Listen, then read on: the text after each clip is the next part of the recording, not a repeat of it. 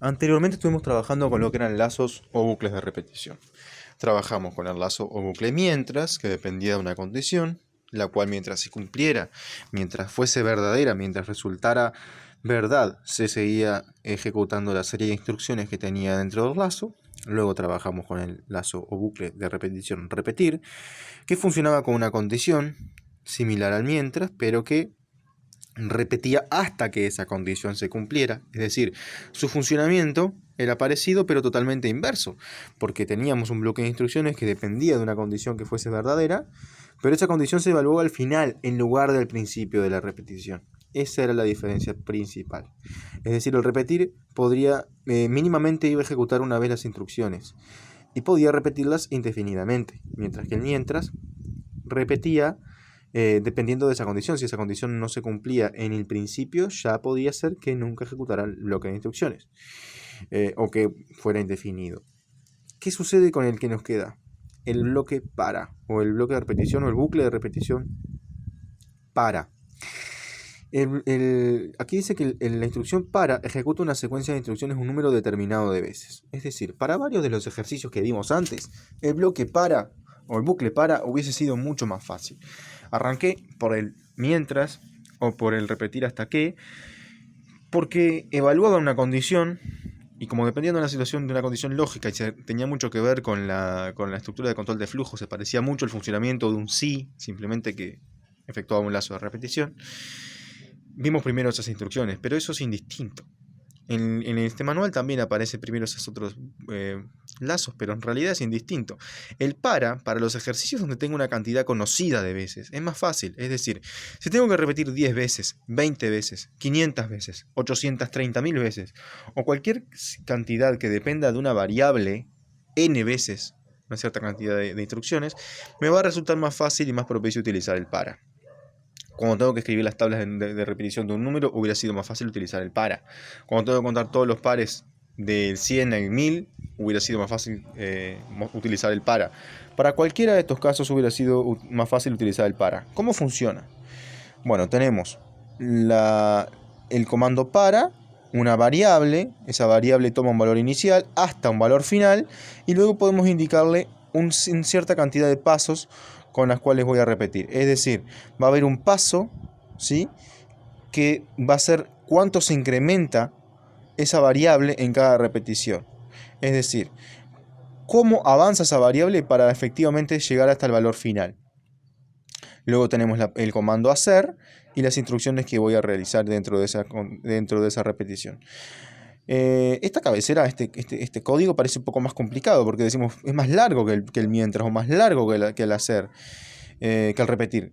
Y es cierto, es un poco más largo, pero sin embargo es más fácil. Visualicemos lo siguiente, yo tengo que repetir del 1 al 100. Bueno, voy a decir, para variable, que puedo llamarle cualquier cosa, le puedo poner variable, o le puedo poner y, o le puedo poner x.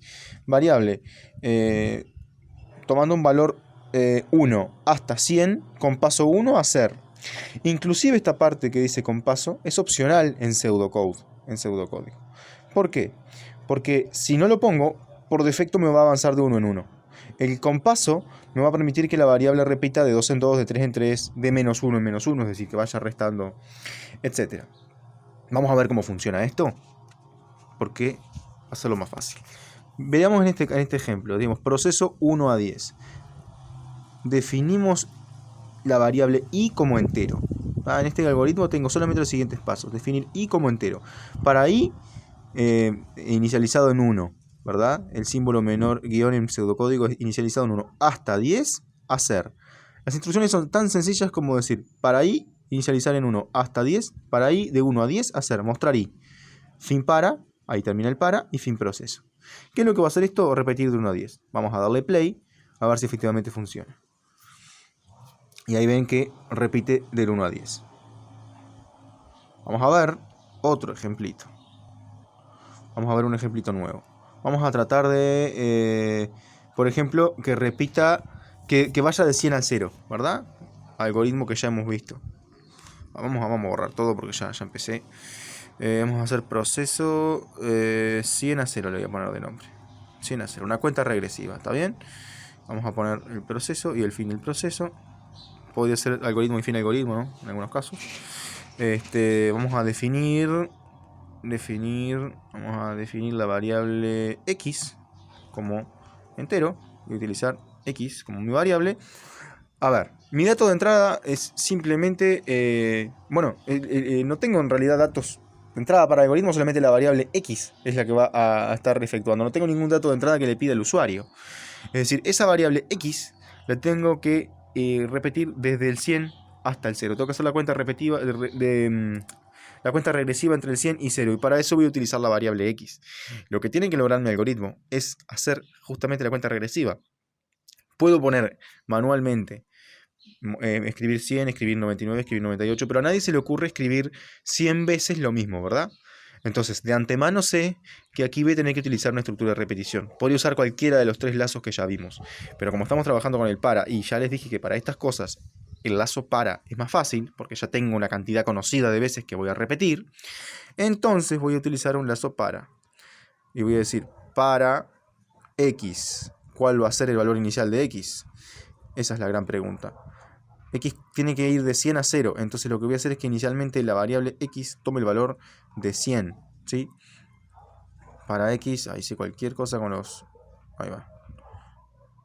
Con los símbolos. Lo que pasa es que programar con el celular no es tan fácil, pero bueno. Para x inicializado en 100 hasta 0 con paso, ¿qué paso le voy a dar?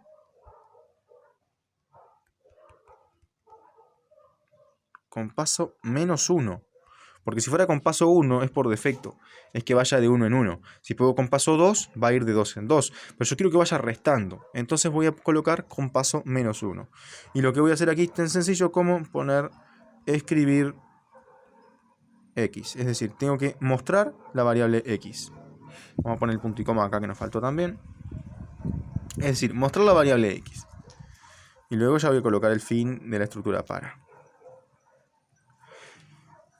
El proceso declara la variable x como entero y de 100 a 0 esa misma variable la va a ir restando y mostrando en pantalla. A ver cómo funciona, vamos a ejecutarlo. Hay un error en el bloque escribir. Bien, el error era algo muy, muy básico, muy elemental. Había pausado el video para no hacerlo más largo. Pero fíjense que en este caso, ¿cuál es el error? Si me decía que el error estaba en la línea 4, en el comando escribir, puede ser que el error esté ahí mismo, o simplemente puede ser que a esa línea no haya podido ejecutarse.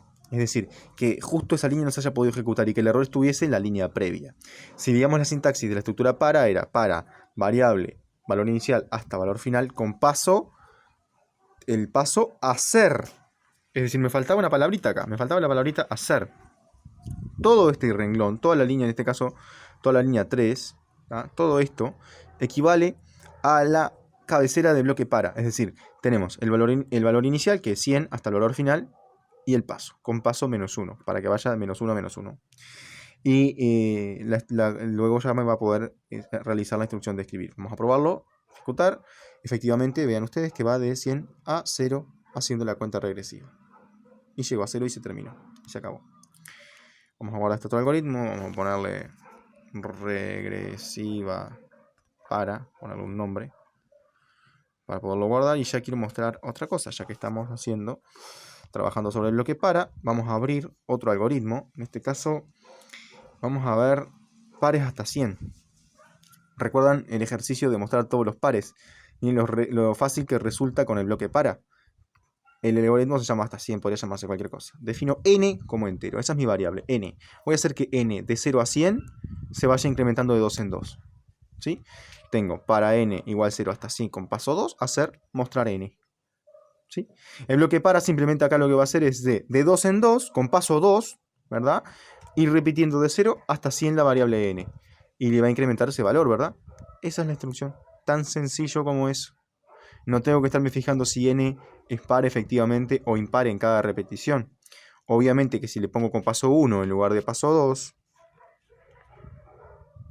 obviamente si le pongo con paso 1 en lugar de paso 2 va a ir de 1 en 1 y ahí sí tendría que controlar que n fuera par. Pero si lo dejo así, vean, 0, 2, 4, 6, 8 y va efectivamente de 2 en 2. Es decir, aquí tenemos otra conclusión de todo lo que hemos visto. Para mostrar los pares, puedo ir de 1 en 1 y controlar que cada elemento sea efectivamente par, con el operador módulo, con el operador para saber el resto de la división entera, recuerden el porcentaje, o directamente puedo repetir de 2 en 2 y directamente mostrar el valor del número. Esos son dos caminos distintos. No es que haya uno mejor que otro, simplemente este es más fácil en este caso. Bueno, hasta aquí ha sido todo lo que es la introducción a lo que sería el lazo para. Ahora después os va a quedar a ustedes la parte de practicarlo.